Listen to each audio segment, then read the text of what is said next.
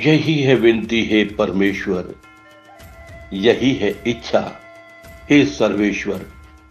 सिद्ध मनोरथ हो हृदयेश्वर, गाय पले भारत में घर घर। दो गोपाल दीन को ये वर, गो माता भटके भी ना दर दर।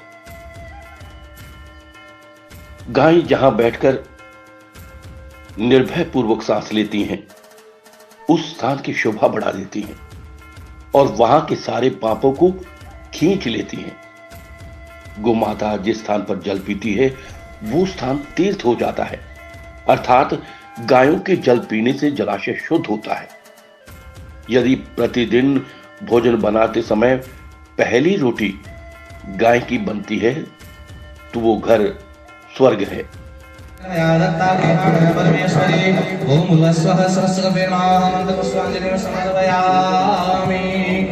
वो सभी मिलकर 4 परिक्रमा गौ माता की प्रेम पूर्वक श्रीमन नारायण नारायण नारायण, श्रीमन नारायण नारायण नारायण, श्रीमन नारायण नारायण, श्रीमन नारायण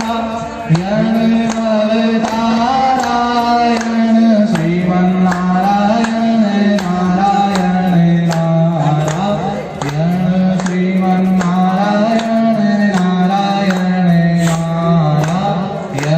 ब्रह्मा नारायण विष्णु नारायण, ब्रह्मा नारायण विष्णु नारायण, शिव नारायण नारायण नारायण, शिव नारायण नारायण नारायण, श्रीमन नारायण नारायण नारायण। बोले दुर्जनी गौ माता की जय, श्री कृष्ण गौशाला की जय, आज के आनंद की जय। आज का जो ये कार्यक्रम भगवान की पालकी यात्रा का हमारे यजमान मुख्य यजमान श्री आनंद जाराम जी की तरफ से श्री कृष्ण गौशाला में आयोजित किया जा रहा है, तो श्री कृष्ण गौशाला परिवार जारंग परिवार का हार्दिक हार्दिक स्वागत करता है। जय गौ माता, जय गोपाल। जी हाँ दोस्तों, आज हम आपको एनसीआर की सबसे बड़ी गौशाला के बारे में जानकारी दे रहे हैं, जिसकी शुरुआत 1995 में सिर्फ 13 गायों से शुरू की गई। आज इस गौशाला में करीब 8500 गायों की सेवा की। मैं अरुण गौतम श्री कृष्ण गौशाला के बिहाफ पर सबसे पहले मैं आपका स्वागत करता हूं। अब मैं आपको इस गौशाला के बारे में थोड़ा बताना चाहूंगा। ये गौशाला सन 1995 में इसकी स्थापना की गई थी, जब बनारस से सुरभि शोध संस्थान के नाम से एक संस्था आई थी और मात्र 13 गायों से उन्होंने यहाँ पर इस गौशाला की स्थापना की थी, जिसके फाउंडर मेंबर श्री सूरज भान जी, छगन लाल जी, राजेश अग्रवाल जी और बड़े ही पुराने चिर परिचित लोग दिल्ली के कुछ जुड़े थे साथ में। उन 13 गायों से ये गाय गौशाला भरती हुई आज 37 एकड़ में, और यहाँ पर आज तकरीबन 8500 से ऊपर गोवंश है। इस गौशाला में जितना भी गोवंश है, यह गोवंश बूढ़ी बीमार गांव वालों द्वारा छोड़ी गई या एमसीडी द्वारा उठाकर लाई गई वही गऊ यहाँ पर लाई जाती है। और यहाँ का जो मैनेजमेंट है वो इतना अच्छा उनका बढ़कर 8,500 से 9,000 के बीच में हो गई है। एक बड़ी अच्छी उपलब्धि है। इस गौशाला का जो मैनेजमेंट आज गौ माता के लिए कर रहा है, इस कोरोना काल में इतनी भयंकर आर्थिक संकट आया, परंतु इस गौशाला के कुशल प्रशासन ने इस का बहुत अच्छे तरीके से मुकाबला किया और गौ माता के लिए आज चारे की कोई कमी ना होने दी। यह गौशाला अपने आप में एक मिसाल है। दिल्ली एनसीआर की सबसे बड़ी गौशाला है ये, जहां पर सभी आधुनिक सुविधाएं उपलब्ध हैं। हमारा अपना ही गौ माता का एक हॉस्पिटल भी है, जिसके अंदर डॉक्टर्स, वीएलडी और स्टाफ काफी काम करता है। तकरीबन 50 आदमियों की टीम है जो हॉस्पिटल सेवा में लगी हुई है। इसके अलावा चारा व्यवस्था की अलग हमारा देखरेख है, जिसके अंदर गौ माता के लिए चूड़ा, हरा चारा, इसके अलावा राम लड्डू, रोटी, ये सब चीजें बनाई जाती हैं। पंचगव्य प्रोडक्ट बनाए जाते हैं, गुड़ और दलिया के लड्डू होते हैं, ये सब बनाए जाते हैं। दलिया है, चोकर है, खांडा है, नमक है, ये सब चीजें गौ माता के लिए यहाँ पर उपलब्ध कराई जाती हैं। हमारी और भी कई सेवाएं हैं जो गौशाला से जुड़ी हुई हैं और उनमें हम हमेशा यही सोचते हैं, प्राथमिकता यही रहती है कि हम गौ माता की सेवा करते रहें। हमने यहाँ पर आने वाले टाइम में लोगों के लिए बहुत सारी योजनाएं जोड़ी हुई हैं, जिसमें लोगों का जो एक अपना मत होता है, जैसे ये ट्रेडिशनल मत है, जो लोग पूजा करते हैं, डिवोशन करते हैं गौ माता की, उनके लिए, उनके लाभ के लिए गौ गोद योजना है, सवामणि योजना है, गोपालक योजना है और गौ चिकित्सा सेवा योजना है। ऐसी कई योजनाएं हमने निर्धारित की हुई हैं, जिससे लोग जुड़ के गौ माता की सेवा करते हैं और करते रहेंगे। हमारा अपना ही जो हमारे जो यहाँ के लेबर है, हमारे तकरीबन 250 के करीब लेबर और उनका परिवार यहाँ रहता है। ये लोग क्योंकि गौ सेवा में रत हैं, इनके पास इतना समय नहीं होता कि अपने बच्चों को स्कूल भी भेज सके। अतः प्रबंधन समिति ने यहाँ पर एक बहुत ही अच्छे स्कूल का निर्माण कर रखा है, जिसमें प्राथमिक शिक्षा उन बच्चों को दी जाती है। इसके लिए हमारे 2 अध्यापक यहाँ पर रहते हैं और जो उनको बच्चों को पढ़ाते हैं। इसके अलावा उन बच्चों के खाने की और बाकायदा उनके कंपटीशन की भी हम तैयारियां करवाते रहते हैं, जिससे उन बच्चों में आगे बढ़ने का एक स्कोप रहे। हमारे यहाँ पर स्टाफ और लेबर के लिए दिन रात एक मैच भी चलती है, जिसमें उनका दिन और रात का खाना हम लोग प्रोवाइड करते हैं। व्यवस्था उनको रहने के साथ दी हुई है। ये बहुत ही उत्तम सेवा का स्थान है, जहाँ से गौ सेवा बड़े ही उत्तम तरीके से की जाती है। इस गौशाला से जाता लोग अपनी भावनाओं से जुड़कर आते हैं, गौ सेवा करते हैं।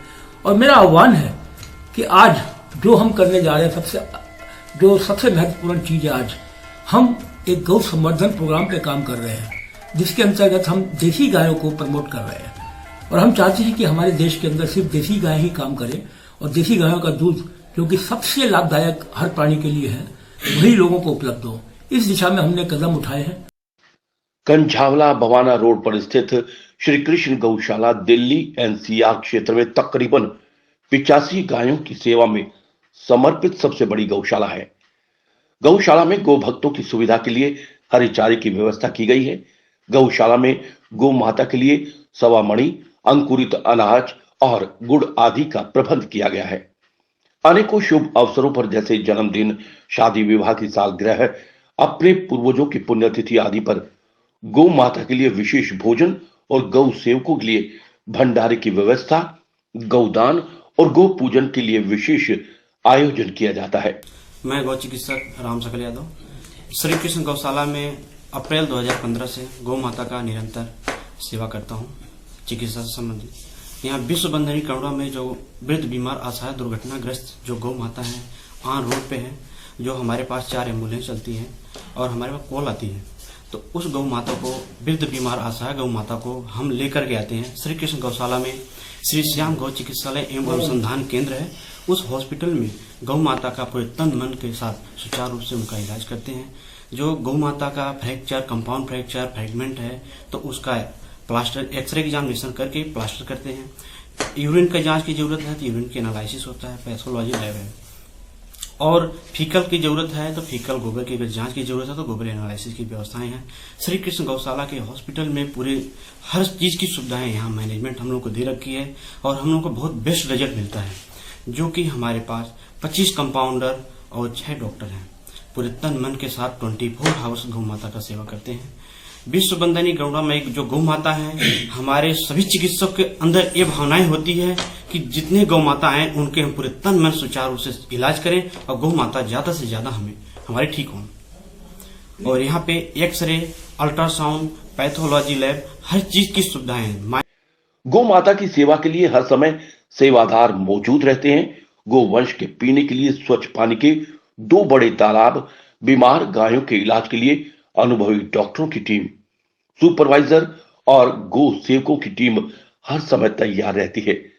सड़कों पर घायल हुई गायों हेतु लिफ्ट वाली मेडिकल वैन की व्यवस्था, गौ माता की चिकित्सा के लिए संपूर्ण आधुनिक चिकित्सा साधनों से युक्त दिल्ली एनसीआर का सबसे बड़ा गौ चिकित्सालय बवाना कंझावला रोड पर स्थित श्री कृष्ण गौशाला परिसर में बनाया गया है दोस्तों, जहां पर गौ माता की हर बीमारी का इलाज किया जाता है। गौशाला परिसर में काम करने वाले सेवादारों के बच्चों के लिए मैनेजमेंट द्वारा प्राथमिक स्कूल की स्थापना भी की गई है, जहां पर सेवादारों के बच्चों को शिक्षा दी जाती है। गौशाला परिसर में समय समय पर अनेकों धार्मिक कार्यक्रम आयोजित किए जाते हैं, जिसमें दूर दराज के गोभक्त पहुंचकर कार्यक्रम में भाग लेकर पुण्य कमाते हैं। मैं डॉक्टर जेपी सिंह श्री कृष्ण गौशाला में 2017 से पशु चिकित्सक के पद पर कार्यरत हूँ। हमारे यहाँ काफी कुछ ऐसे भी केसेस आते हैं जो शल्य चिकित्सा के होते हैं, या उनकी हम लोग शल्य चिकित्सा करते हैं। कुछ केसेस ऐसे आते हैं जिनके रूमेन में काफी मात्रा में पॉलीथीन पाए जाते हैं, जिसके चलते पशुओं को चारा खाने में काफी समस्याओं का सामना करना पड़ता है। उनका जो रूमेन होता है बिल्कुल पॉलीथीन के कारण फुल फिल हो जाता है, जिसके चलते धीरे धीरे पशु जो है काफी कमजोर अवस्था में हो जाते हैं। एक ऐसी स्थिति आती है कि ऐसे केस में हमें उनकी रिम्यूनोटॉमी करना पड़ता है। इनको हम लोग रिम्यूनोटॉमी करके जो फॉरेन बॉडी जिसको हम पॉलीथीन बोलते हैं उसको हम लोग निकालते हैं। निकालने के बाद उसकी हम लोग बेकायदे सुचरिंग, इसके बाद जो भी एंटीबायोटिक थेरापी है हम लोग करते हैं। करने के बाद उसको 5 से 6 दिन तक उस केस को ठीक होने में समय लग जाता है। और भी हमारे पास भी काफी एक्सीडेंटल भी केसेस आते हैं, जिनमें जैसे इनकी जो बोन होती है कंपाउंड ओपन फ्रैक्चर हो जाता है। ऐसे केस में हम लोग उनका जो करते हैं और बैंडेजिंग करने के बाद उनका हम लोग प्रॉपर केयर करते हैं। और ये 45 दिन के बाद ये धीरे धीरे इनकी जो बोन होती है ये जुड़ जाता है। जुड़ने के बाद हम लोग इसकी जो बैंडेजिंग होता है, जो प्लास्टर बैंडेज होता है, उसको हम लोग कट कर देते हैं। इसके बाद जो पशु होते हैं वो नॉर्मल कंडीशन में हो जाते हैं। और नॉर्मल कंडीशन में होने के बाद हम लोग उस केस को हॉस्पिटल से ट्रांसफर कर हम लोग शेड के अंदर उसको शिफ्ट कर देते हैं। भक्तों, अगर आपको हमारी वीडियो पसंद आए तो उसे लाइक, शेयर और सब्सक्राइब जरूर करें। जल्द ही हम आपको एक नई जानकारी से रूबरू करवाएंगे। PR खोज के लिए श्याम वशिष्ठ की रिपोर्ट।